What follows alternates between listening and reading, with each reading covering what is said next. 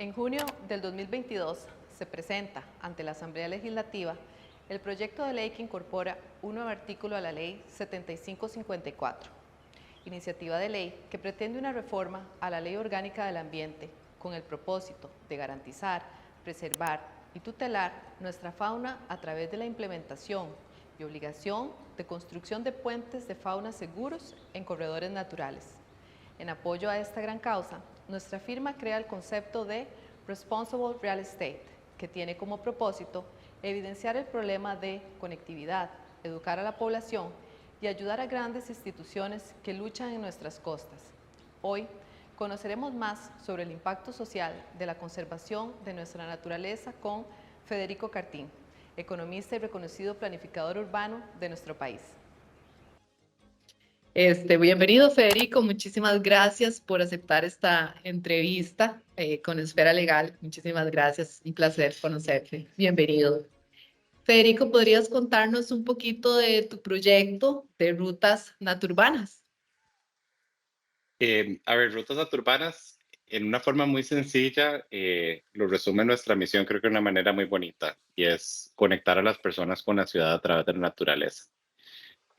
¿Cómo lo hacemos? Lo hacemos básicamente aprovechando las riberas o los retiros de los ríos, que no son terrenos o parte de los terrenos que no están sujetos a la construcción, eh, y aprovechando ese pequeño como no man's land, ¿verdad? Justamente más bien para hacer una apropiación de ese espacio, una regeneración de esos espacios a la par del río, y procurando también darles una función, y esa función principalmente centrada en movilidad. En movilidad, lo que ya definimos actividad sostenible. Entonces, aprovechar esas riberas de los ríos para que las personas puedan caminar, pedalear o rodar a la par de las riberas. Y creo que es un proyecto que toca, creo que dos puntos medulares para los ticos. Uno, porque toca nuestro corazón medioambiental, ¿verdad? Y evidentemente también pues toca ese dolorcito que nos dan los ríos, y es que es un poquito una vergüenza. Entonces como que ahí hay un binomio. Y por otro lado también el tema de movilidad, que es un tema complicado, sobre todo en la GAM, y sé que no es, bueno, que estamos empezando a ver en otras partes del país, pero incorpora como esa libertad de escoger, ¿verdad? Una forma distinta en donde movernos en un espacio que no necesariamente genera las ronchas que puede generar, por ejemplo, cuando se construye una ciclovía en una calle, ¿verdad? Que hay mucho antagonismo a eso. Ahora, son 25 kilómetros a lo largo del río Torres y el río María Aguilar, atravesando 5 cantones: San José, Tibás, Goicoechea, eh, Montes de Oca y Curridabat. Pronto estamos a anunciar la incorporación de Escazú como un sexto cantón. Evidentemente la empresa es del recorrido. Eh, Así que, bueno, no, es una labor titánica, muy compleja desde un punto de vista legal, también desde un punto de vista de inversión en infraestructura, pero muy contentos que desde Ciudadanía podemos, en efecto, hacer un planteamiento de planificación integrada, que creo que le da valor a la gente, le da valor al planeta, y creo que y principalmente le da valor al país. Definitivamente, definitivamente. Hermoso. Federico, ¿cómo piensas que afecta la pérdida de biodiversidad a las comunidades humanas y a su calidad de vida? Bueno, hablar de biodiversidad, creo que nosotros tenemos que entender que nosotros somos dependientes de la biodiversidad, y sin biodiversidad no estamos, ¿verdad? Eh, si lo vemos desde el punto de vista, por ejemplo, se está hablando ya de la sexta extinción masiva. De hecho, en los últimos 40 años hemos perdido alrededor del 60% de las especies de insectos. Ya lugares como en ciertas partes de China incluso están haciendo polinización a mano o con drones.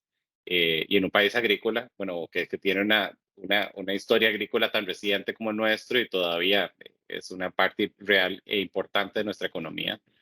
eh, Algo tan sencillo como los polinizadores tiene una repercusión enorme en no solo en nuestra calidad de vida, sino en nuestra propia supervivencia. Aplicado, digamos, a un contexto urbano, y para un país turístico como el nuestro, una gran parte de la razón por la que viene la gente es precisamente admirar esa biodiversidad. Y entonces entender los asentamientos humanos, indistintamente de si son una gran ciudad o un pequeño pueblo, entenderlos como interrupciones en el paisaje natural, nos ayuda también a pensar en cómo podemos más bien conectar las ciudades con ese paisaje natural que en algún momento, ¿verdad?, que estuvo ahí. Entonces, si yo pienso en San José y en rutas naturbanas, de alguna u otra manera, lo que está tratando es de poder generar o procurar interconexiones, o sea, y eso es lo que hacen los ríos, es generar interconexiones con el Braulio Carrillo, con muchos de los sistemas montañosos que están alrededor para que esa naturaleza pueda fluir a través de la ciudad. Entonces, cuando hablamos de movilidad, no solo la movilidad de nosotros las personas, sino también de los animalitos y las especies de plantas y hongos y microorganismos que se tienen que movilizar a través de estos corredores y que pueden darnos mucha vida y adaptación. El ejemplo para mí más claro es con los osos perezosos, que mucha gente se sorprende que en el primer tramo construido de rutas urbanas hay una familia de osos perezosos. Y esos osos perezosos, al no haber una conexión con el restante, digamos, del corredor biológico, por ejemplo, les estamos poniendo en riesgo, porque no hay suficiente diversidad genética, porque evidentemente que si hay faltantes de comida tienen que salir a la ciudad, lo cual los pone a ellos en riesgo y también, bueno, eso lo vemos con mapaches, pisotes, con otro montón de diferentes animalitos que salen a la ciudad a buscar esas cosas y que no pueden conectarse, por ejemplo, en el caso de estos osos perezosos de Turnon, no pueden conectarse con los osos perezosos que estaban atrapados en el campus central de la Universidad de Costa Rica. Entonces, Claro. ¿verdad? Hay que ver ese proyecto enmarcado dentro de ese gran espectro. Claro, claro, que esa era como mi siguiente pregunta, pero que está conectándose con la respuesta que nos estás dando ahorita, contrario sensu a todos los perjuicios que podríamos tener como sociedad o comunidad por la no conservación, más bien, ¿cuáles serían entonces todos esos beneficios que sí tendríamos si lográramos hacer esas interconexiones? Sí, absolutamente. Amén de que, o sea, hay una gran parte, digamos, de la nueva literatura, por dicha, se está hablando de las soluciones basadas en la naturaleza. Y entonces, una gran parte de las soluciones basadas en la naturaleza son, son, eh, son posibles según las diferentes especies que tenemos en un sistema, ¿verdad? De hecho, en el primer tramo de rutas urbanas hay una serie de especies que están incorporadas para poder hacer bioremediación de las aguas llovidas que vienen de la calle San Francisco, que se están mezcladas con aceites y gasolina, etcétera, porque vienen de una calle, es el agua de lluvia que se mezcla con lo que cae en el pavimento. Y antes de que se emboque en el río, justamente hay una serie de estanques que ayudan a ir filtrando y limpiando esa agua y previniendo que ese tipo de agua contamine el subsuelo. Entonces, de igual manera que en la misma guía de rutas, por ejemplo, nosotros identificamos algunas especies que son capaces, por ejemplo, de amarrar un talud y prevenir, digamos, deslizamientos. Entonces, entender, digamos, la biodiversidad y las intervenciones humanas aprovechando la biodiversidad es una forma de hacer, es una de las maneras en que hacemos soluciones basadas en naturaleza. Y creo que en este país tenemos el laboratorio más grande del mundo, ¿verdad? Por kilómetro cuadrado para poder hacer realmente innovación en ese sentido que creo que además nos pueda llenar de muchísima calidad de vida a las personas. Claro, claro, y eso va muy de la mano con la educación en todos los sentidos, ¿verdad? Entonces, podríamos preguntar cómo puede la educación ambiental y la conciencia pública contribuir a una mayor participación en la conservación de la naturaleza. Porque antes cuando uno estaba pequeñito, por ejemplo, bueno, yo soy de Escazú de las Montañas y todavía íbamos a caminar con mi papá y mis tíos y todo, y los ríos eran limpios. Después, conforme fui creciendo, la gente empezó a tirar basura y los electrodomésticos y todo tipo de desechos. Y qué pasó en la educación, en la conciencia en ese momento, ¿verdad? Y cómo lo recuperamos. Sí, yo sí creo que hay una parte importantísima y fundamental de cultura y educación. Lo que sí no, y aquí tal vez voy a ser un poquito contrarian, pero creo que lo que no es de recibo es cuando la administración pública le gira o le endosa la responsabilidad a las personas por esa falta de cultura, cuando no han hecho las inversiones correspondientes en infraestructura o en los programas, digamos, que requieren las personas. El ejemplo que yo siempre daba hace unos años es cuando uno viene saliendo del Boulevard de Romusser hacia la circunvalación, ¿verdad? O sea, la carretera principal, ahí hay una rampa digamos, de acceso a la circunvalación donde usted está entrando en curva en la autopista y por más bueno que sea usted tenga una excelente cultura de manejo, o sea, esa infraestructura está diseñada para que usted falle, ¿verdad? Entonces, de la misma manera, cuando estamos hablando de residuos y cuando estamos hablando de muchas de las problemáticas en relación, digamos, a los ríos y residuos, hay gente, sí, que en efecto o no le importa o no tiene la educación suficiente y en efecto van y tienen un vertedero, digamos, de residuos sólidos a la orilla del río y lo tiran al río. Pero yo creo que no es la realidad de la mayor parte de las personas. La mayor razón por la cual nuestros cuerpos de agua están contaminados de residuos sólidos es porque tenemos un pésimo sistema de recolección de residuos. Eh, Tenemos un sistema que básicamente se reduce a poner unas bolsitas en el cordón de caño. Y esas bolsitas están sujetas, bueno, evidentemente a la intemperie y a las lluvias, que yo he visto hay bolsas de basura flotando por las calles de San José, donde se inundan ciertas partes y se los llevan las bolsas de basura. Em, o bien a donde las abre una persona o un animalito y eso desparramado sobre el cordón de caño, evidentemente por flujo, va a llegar al río, porque ese es el sistema pluvial de la ciudad. Eh, entonces, en la medida en que no entendamos que la manera en que recolectamos los residuos, en qué tipo en qué las recibimos, cómo las recogemos, eso no va a cambiar. Por muy educada que es la gente, yo puedo separar todos mis residuos y tenerlos en las bolsitas segregadas, pero si están en la calle, hay un riesgo muy importante de que eso termine en el río. De la misma manera que pasa con los residuos grandes. O sea, la, el, la ausencia de que las personas tengan, por ejemplo, una forma de disponer de, no sé, la refrigeradora que ya no le sirve, no hay manera de arreglarla, y lo que terminan es llamando un chatarrero. Eso debiera de ser una responsabilidad de la municipalidad, de cada tanto de ciertos residuos. No podemos pedir a una persona que no tiene los recursos, ¿verdad? De tener que alquilar un camión, ¿verdad? Y Claro, llevarlo al botadero de la municipalidad, claro, ¿verdad? claro.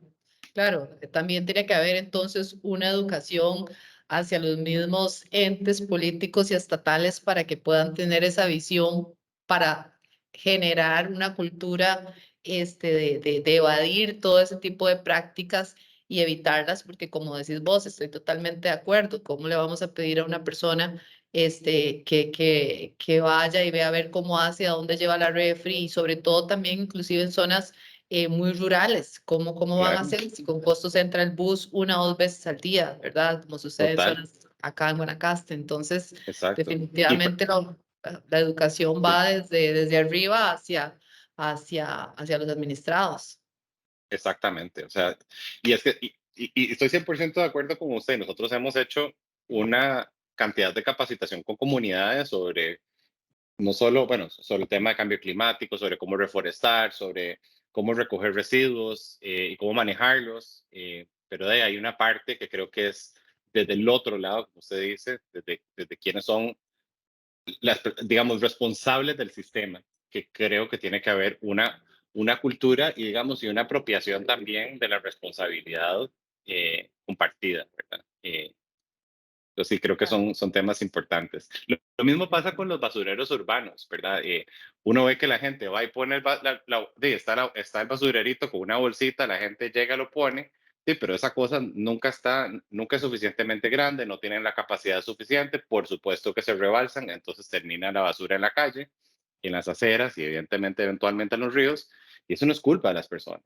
O sea, Definitivamente. ¿verdad? Es ahí un tema de que o tienen que aumentar la frecuencia con que están haciendo el reemplazo de esas bolsas o buscar un sistema diferente, ya sea de basureros subterráneos que tienen más capacidad, ¿verdad? Hay una serie de cosas que la administración tiene que ser responsable. Definitivamente, definitivamente.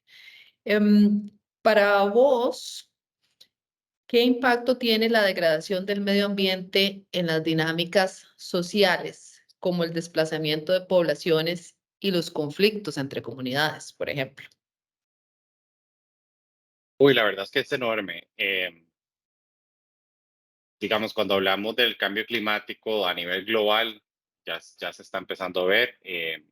Bueno, lo estamos viendo hace ratito, pero lo que va a hacer eso en desplazar a muchas de las comunidades, eh, digamos, internacionales de un país a otro y hacia el interno de un país también. Conforme hay zonas que van a estar, donde van a haber mucho más fluctuaciones o variabilidad, por ejemplo, en los periodos de lluvia. O sea, puede que llueva la misma cantidad a través del año, pero los picos van a ser más profundos, ¿verdad? Puede que tengamos momentos en que haya una sequía tremenda y eso puede tener implicaciones en cómo la gente, en particular aquellas que están en zonas agrícolas o que dependen de zonas agrícolas, pueden perder en efecto una parte importante, digamos, de sus cultivos, o bien que el caso contrario, ¿verdad? Grandes momentos de inundación que van a tener que verse desplazados, ya sea porque los asentamientos no se planificaron de la manera correcta o se planificaron pensando en un periodo de retorno de lluvias, de inundación, digamos, del río de 25 años, cuando debiéramos de estar, cuando la mayor parte del planeta o el mundo, digamos, eh, desarrollado está ya pensando en periodos de retorno de 100 y 500 años. eh, Eso va a tener implicaciones súper serias en todos los asentamientos humanos y creo que va a ser un stress test importante para Costa Rica el cómo podemos movilizar poblaciones. Claro. Si lo vemos, Punta Arenas es el caso más claro, ¿verdad? El futuro de Punta Arenas con aumento del nivel del mar Ujú, eh, va a ser un tema. De la ujú. misma manera que van a ser tema, va a ser un tema deslizamientos en otras zonas. O sea, el mundo está Claro. cambiando de una forma muy, eh, sí, muy rápida y creo que en formas en que tal vez como seres humanos no nos habíamos imaginado. Entonces, sí, que por eso es que creo que justamente usar soluciones basadas en la naturaleza para tal vez tratar de prevenir, de mitigar algunos de esos riesgos y por otro lado, eh, también vamos a tener que prepararnos para lo inevitable, que va a ser inevitablemente mover poblaciones de lugares que ya no van a ser aptos o seguros para el día a día. Claro, claro. Igual, por ejemplo, aquí en el caso de Guanacaste, en donde yo resido y trabajo desde hace 20 años, el tema de la escasez de agua que se ha ido viendo cada vez más conforme el cambio climático va avanzando, ¿verdad? Entonces, ya tenemos que pensar en políticas más abiertas y con una visión completamente futurista y utilizando, como decís vos, la naturaleza. Y entonces decir, bueno, los humedales, los lugares aledaños, ¿cómo hacemos para repetir lo que la naturaleza está haciendo en un humedal, que es conservando esa agua? ¿Cómo lo hacemos de una forma humana, cosechando esa agua, eventualmente poderla distribuir y alimentar a los animales, el pasto y a las poblaciones también? Porque al final es esa integración, ¿verdad? Entre Mm, los, como iniciábamos en nuestra entrevista, ¿verdad? O sea, se tiene que dar la polinización, pero entonces ¿a dónde voy a tener las plantas para poder ir si yo fuera una abeja? Y así sucesivamente, ¿verdad? Y los animalitos conforme se van trasladando, o sea, es imposible que nosotros como población humana podamos subsistir sin el medio ambiente, definitivamente, ¿verdad? exacto. Definitivamente. ¿Y qué piensas con respecto a eso, a esta conversación que nos lleva a nuestra siguiente pregunta, que es, ¿cuál debería ser entonces el papel, en este caso de los gobiernos locales, vamos a llamarlos las municipalidades, en la promoción de la conservación de la naturaleza y la sostenibilidad social? Bueno, es que para mí eso es central a cualquier cosa que hagan. Esto no es como que tienen un papel, no es como que yo puedo segregar esa parte del resto de lo que hago. O sea, eso es central, es transversal a lo que deben de hacer las municipalidades. En la medida, bueno, uno, porque constitucionalmente así lo es, pero por otro lado, estamos en momentos en que el no entender que la municipalidad como gobierno local tiene una función fundamental sobre el entorno inmediato, y ese entorno inmediato, en efecto, del cual somos dependientes, que es la naturaleza, tiene repercusiones sociales enormes. Eh, entonces, bueno, creo que hoy lo estamos viendo con el plan regulador, por ejemplo, en Talamanca y una comunidad creo que muy organizada en Puerto Viejo y creo que eso es una señal de alerta a que debemos entender la planificación eh, urbana y natural en una forma integral eh, y en una forma que tiene que ser participativa. Nadie en una oficina puede saber lo que le está pasando a alguien en Playa Grande, en Nosara, en verdad, en algún barrio particular en San José. Entonces creo que esa participación es también, creo que es un acto necesario de humildad, Total. de entender qué es lo que está sucediendo en una zona eh, y evidentemente acompañarle con criterios técnicos. Pero si las municipalidades no están entendiendo desde la perspectiva de prevención del riesgo de los asentamientos humanos, en cualquiera de sus diferentes manifestaciones, sea por faltantes de agua, sea por posibilidad de deslizamiento y derrumbes, em, y preparando también para tener esa resiliencia en sus poblaciones, van a estar fallando. Ese es el acto de la planificación, es pensar es pasar, más allá de pensar en el futuro, es trazar la ruta al futuro deseado y tomarlos, identificar los pasos para llegar a ese lugar. Eh, Creo que nos Total. falta bastante ahí.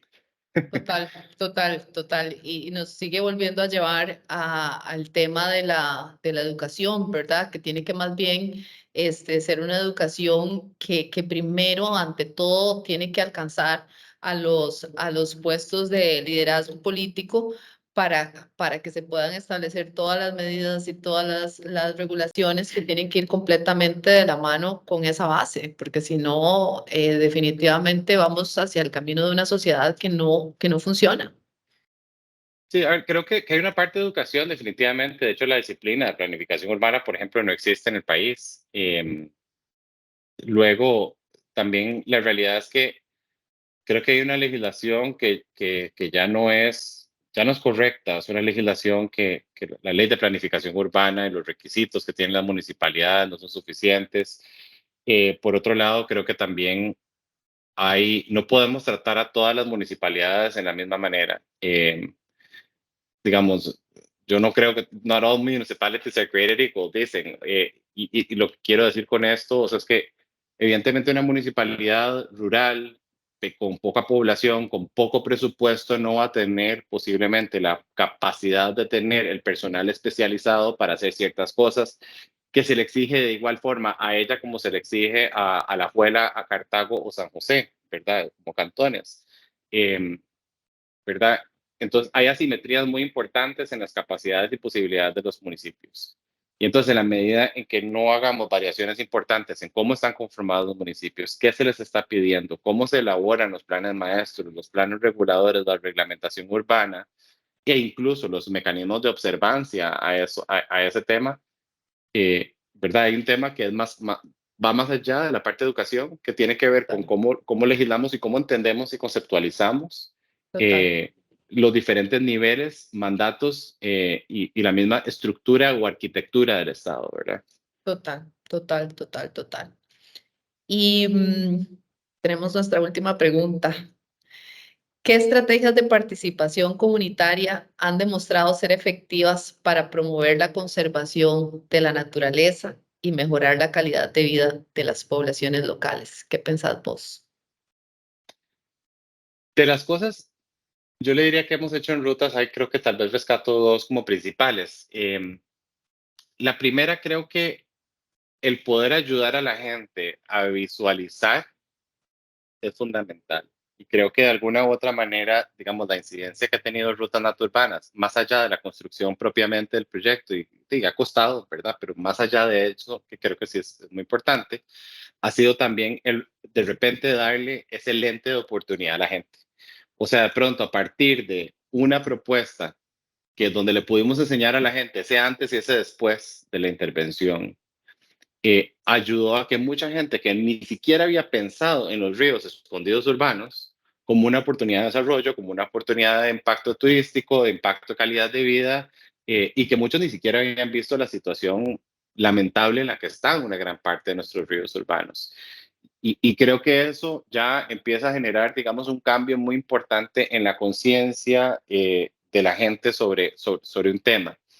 Y elevó, creo, también eso a que se conformaran corredores biológicos interurbanos, nacieron el Pacto por el Río María Aguilar, la iniciativa Ríos Limpios del Gobierno de la República, o sea, esto empezó, o sea, como que catalizó y elevó, digamos, el nivel de prioridad en la agenda, digamos, colectiva. Y lo otro, creo que también a nivel de comunidades, nosotros trabajamos con 30 diferentes comunidades de 10 a 6 zonas en el área metropolitana de San José, y fue muy interesante como poner a la gente realmente a soñar un poquitito. Y decirles, aquí hay un fragmento de idea de lo que queremos hacer, cómo se vería esto en su barrio. Y entonces empezar a decirle, bueno, ¿qué son las partes que le gustan? ¿Y qué son los lugares que le dan miedo? Ok, ¿cómo podemos arreglar lo que le da miedo? ¿Verdad? ¿O cómo podemos hacer que este lugar que a usted le encanta, otras personas lo puedan disfrutar igual que usted? Ujú, Eh, y entonces empezar a hacer esas preguntas, y lo hicimos literalmente con un mapa y con stickers, para que la gente participara en el diseño. Y entonces, cuando nace, por ejemplo, la propuesta que estamos haciendo junto con Garnier y Garnier y RS Inmobiliaria en la zona de La Uruca, los mismos vecinos de La Uruca son los primeros que salen a defender la propuesta, porque claro, ellos vieron como sus ideas de alguna manera se trasladaron a la propuesta, son los que están vigilantes de cuando hay alguien contaminando la zona, cuando hay un incendio, y acabamos de hacer son los primeros en hacer voluntariado para hacer siembra de árboles. Entonces creo que hay una parte de ayudar a la gente a ponerla también a ellos a coproponer, ujú, que es fundamental también. ujú, ujú. Wow, Federico, demasiadas gracias, de verdad, yo te agradezco mucho y, y me encanta porque me pongo a pensar en el futuro, ¿verdad? No solamente lo que está pasando actualmente en San José y cómo ha llegado a la situación en la que estamos y cómo tu proyecto y tu visión y ese impulso es hermoso, pero también yo cuando me traslado aquí a donde estoy, en Guanacaste, en Tamarindo, y empezando a observar toda la movilización que ha habido, no solamente por el COVID, sino también por lo mismo, las personas están buscando entornos más libres, entornos más naturales. El inversor, por ejemplo, es un inversor que viene con una mentalidad más abierta, en donde si voy a invertir en comprar tierra, ¿a dónde quedan las fuentes de agua? Por aquello de que el día de mañana tenga que sembrar, si quiero tener animales o si viene otra pandemia, ¿cómo hago? ¿A dónde siembro? Entonces, creo que todo esto va dejando una estela que definitivamente no tiene que quedarse nada más como en las palabras, sino que más bien tiene que haber una prevención desde las comunidades que no estamos en el casco urbano de Costa Rica, pero que eventualmente, como te decía al inicio de la entrevista, aquí no teníamos presas y ahora hay presas. Entonces, no solamente todo lo que implica en la calidad y en la salud humana, sino qué está pasando también alrededor, porque los focos de contaminación, qué está pasando con nuestros entornos, nuestros ríos, y qué lindo sería, por ejemplo, vos lo puedes visualizar desde San José que conoces, pero yo aquí me traslado a X río y digo, uy, uno se viene corriendo desde ahí o en bicicleta y termina en el mar, porque entonces los ríos nos traen al mar, Sí, ¿verdad? Y el mar lo tenemos aquí. Y qué lindo, porque a veces la gente no sabe qué hacer. Si vos no surfeas o no te gusta la playa, porque no necesariamente tenés que vivir aquí para que te guste la playa siempre, ¿a dónde vas? Qué lindo tener las opciones de poder ir a disfrutar de los ríos y seguir caminando a ver a dónde te lleva y te lleva a otras comunidades y eso también hace un turismo, en fin, qué hermoso proyecto, de verdad. sí, Y si un día lo replicas por acá, cuenta conmigo. sí. Bueno, no, casualmente estuvimos hablando con gente de Playa Grande, allá a la par, un poco para entender cómo podría ser ese proceso. Yo creo que al final, si, si tenemos una ciudad o un pequeño pueblo a donde los niños y niñas no pueden estar seguros afuera, si nos estamos los papás o mamás muertos del Exacto. susto porque nos lo va a atropellar un carro, es que la ciudad está mal diseñada. Entonces muchas veces se piensa ay, es que las presas, entonces ahí ya hay presas y le vamos a quitar un carril, un pedacito de la calle al carro. Y bueno, es que las presas las generan los carros, entonces creo que tienes que darle un espacio a otro tipo de movilidad que tal vez no van a generar presas. Y es más fácil manejar una presa de bicis, ¿verdad?, que una presa de carros. Amén de justamente, digamos, del impacto que tienen en la calidad del aire, etcétera. Pero creo que la pregunta esencial es, si mi chiquito o mi chiquita no puede andar en bici en la calle porque a mí me da miedo que lo atropellen, hay algo que está mal en el diseño de la infraestructura. Y sea para las personas que viven en la calle, perdón, en la ciudad o en la costa, o que vamos a visitar la costa. Yo honestamente a veces, cuando me voy y me imagino que eso le pasa a muchos turistas internacionales, salimos de las ciudades respectivas de las que somos, queremos llegar a la playa a relajarnos y no estar pegados metidos en un carro. Eso es una de las cosas que me gusta de Puerto Viejo, que uno anda en Puerto Viejo de Limón y uno llega, parquea el carro y literalmente el resto del fin de semana se dedicó a andar en bici, ¿verdad? De una playa a la otra, es como una vibra muy distinta, es Total. muy relajante. Entonces, ¿cómo podemos asegurarnos, sobre todo en espacios como en los que estás, vos tenés el placer de vivir, que sean en efecto espacios de relajamiento en todos los momentos de la vida ahí? Total, total. Y al estar nosotros entre más tiempo estamos haciendo actividades outdoors, más nos conectamos con el entorno, más nos sensibilizamos con la naturaleza, más ponemos más atención a los pajaritos, a los animalitos que nos vamos encontrando. Y pues eso es, ¿verdad? Más bien el futuro, al fin y al cabo, ese debería ser el futuro. Bajar revoluciones. Exactamente, Federico. Muchísimas gracias, de verdad, súper encantada de haberte conocido. Avísame cuando pasas por aquí, ya todo esto es como extra record por aquello, los chiquillos que estaban grabando.